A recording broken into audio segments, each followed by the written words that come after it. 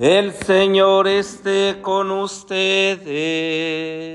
Y con tu espíritu. Del Santo Evangelio según San Juan. Gloria a ti, Señor. En aquel tiempo, Jesús se fue a la otra orilla del mar de Galilea, o lago de Tiberíades.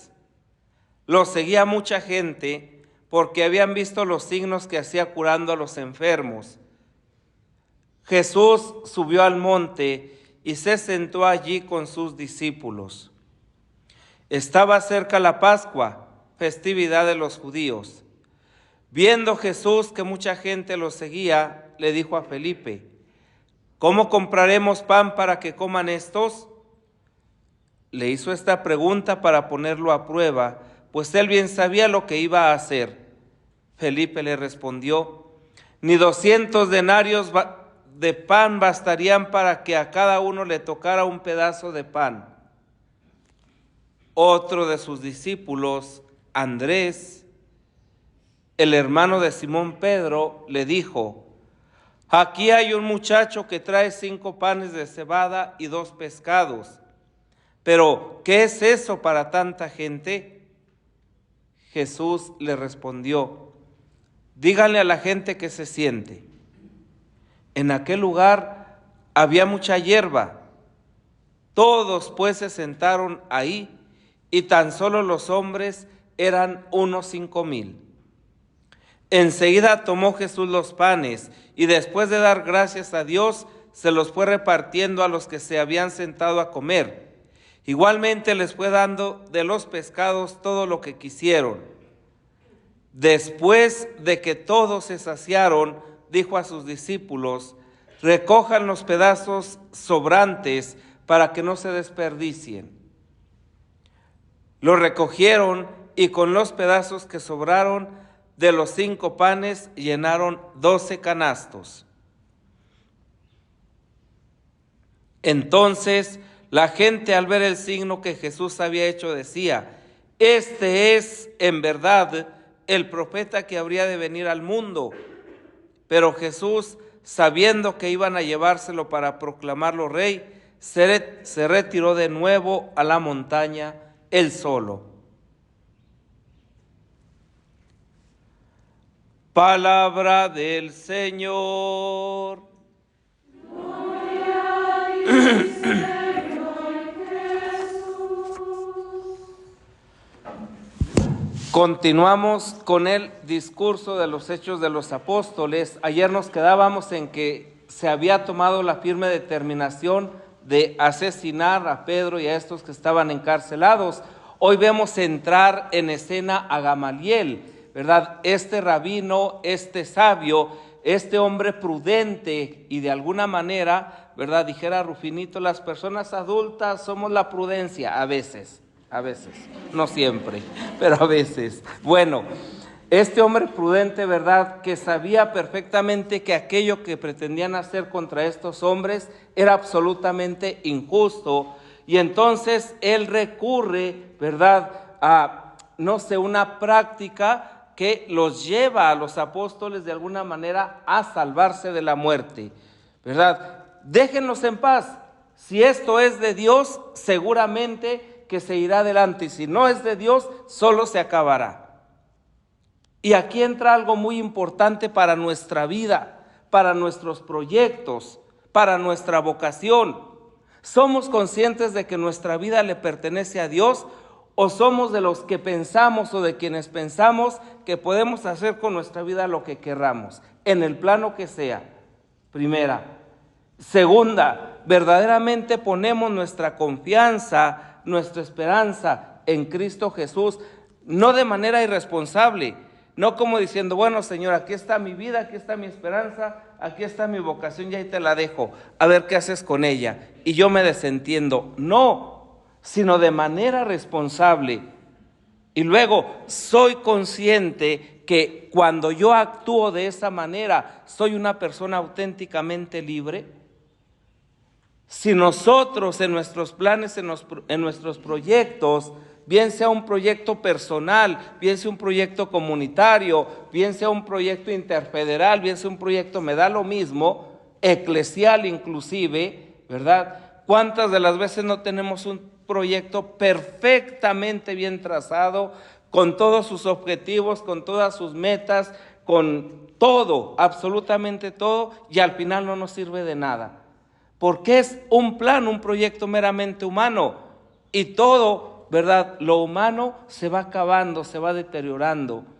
Entonces, esta idea de Gamaliel es la que va a poner de manifiesto al final precisamente que lo que estos hombres están haciendo no es iniciativa de ellos, sino que efectivamente parte de una experiencia. Y es que quien se ha encontrado con Cristo resucitado no se puede callar.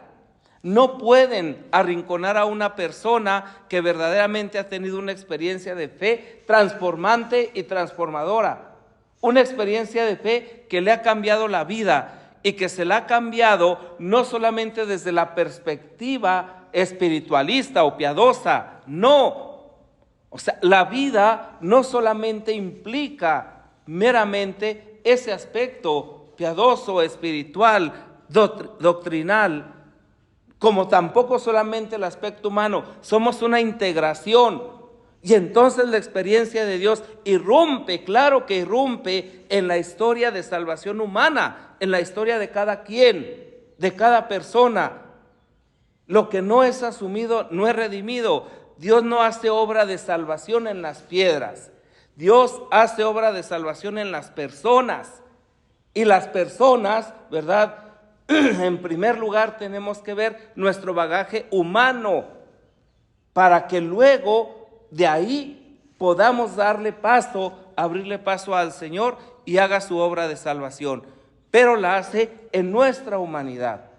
Entonces, esta actitud, precisamente a pesar de que los apóstoles acabaron golpeados, y dice el texto, ¿verdad?, que se sentían felices, ¿quién sabe?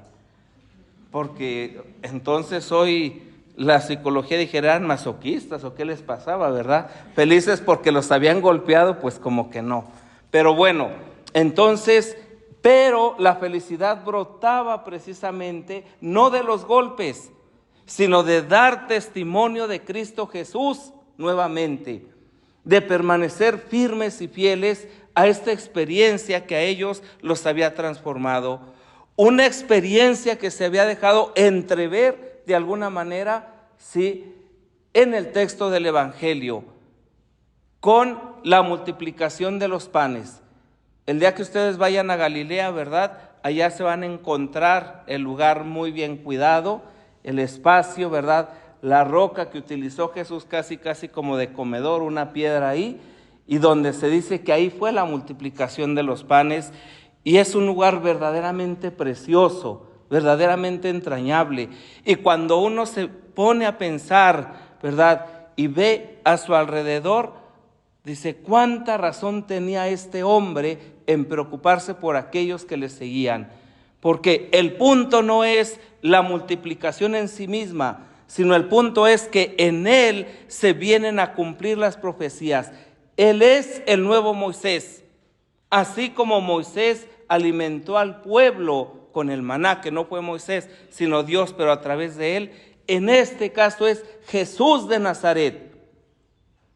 Un hombre muy bien conocido, estaba actuando en su tierra. Si bien es cierto que Jesús nació en Belén o donde haya nacido, me da lo mismo, ¿verdad? Sí es cierto que Jesús vivió la mayor parte de su tiempo en Galilea. Y ahí sí que era conocido. Entonces lo que estaba realizando, no lo estaba realizando ante personas que no sabían quién era. Y cuando digo que no sabían quién era, me refiero a que no supieran quién son, como dice el Evangelio, sus padres, María y José, ¿verdad? La habían visto, le conocían, vivía en la casa de Pedro, en Cafarnaúm, a pocos kilómetros precisamente del lago de Tiberíades. Entonces, aquí Juan quiere inaugurar de manera solemne, ¿verdad?, en el corazón de su evangelio, el discurso del pan de vida. Y este es el fundamento que Cristo Jesús da a comer como el signo de que Él será después entregando su cuerpo, entregando su vida, derramando su sangre y resucitando el pan de la eternidad, el pan de vida.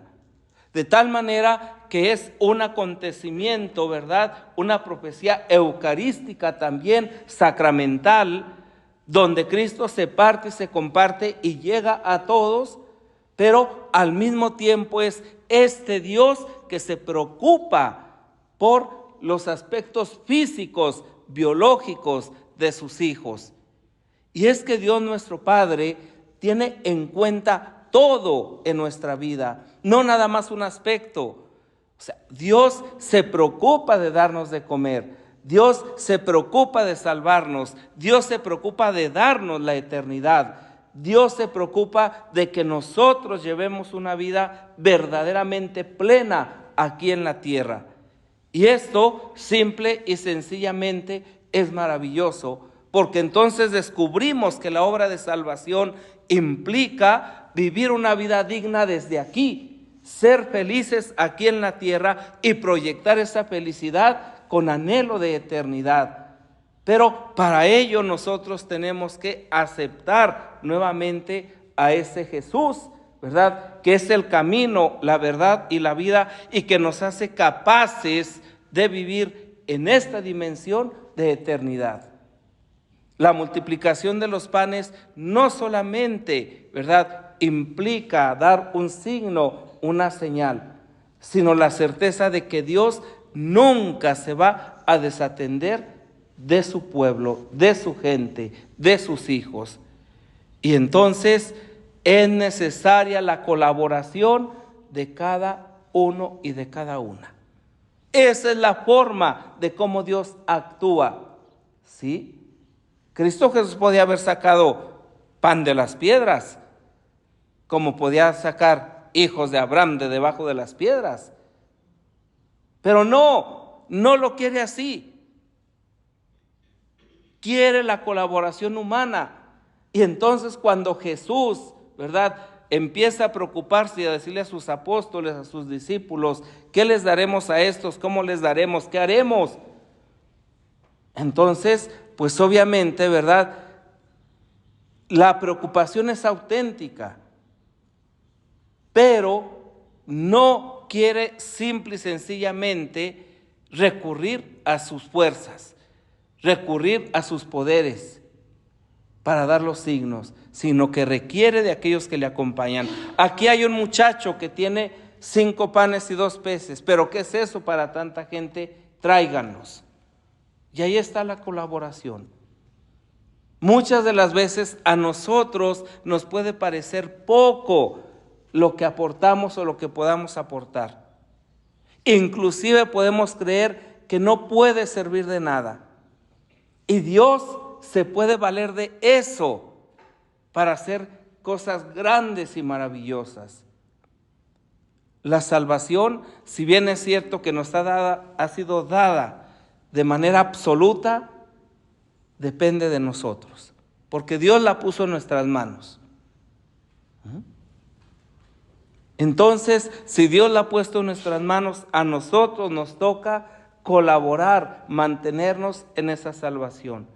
De la misma manera que este muchacho colaboró, ¿verdad?, con sus panes y sus peces, y al final fue algo sobreabundante. Es el signo de la gracia que en lo pequeño, en lo simple, en lo sencillo, en lo que aparentemente no cuenta, se multiplica.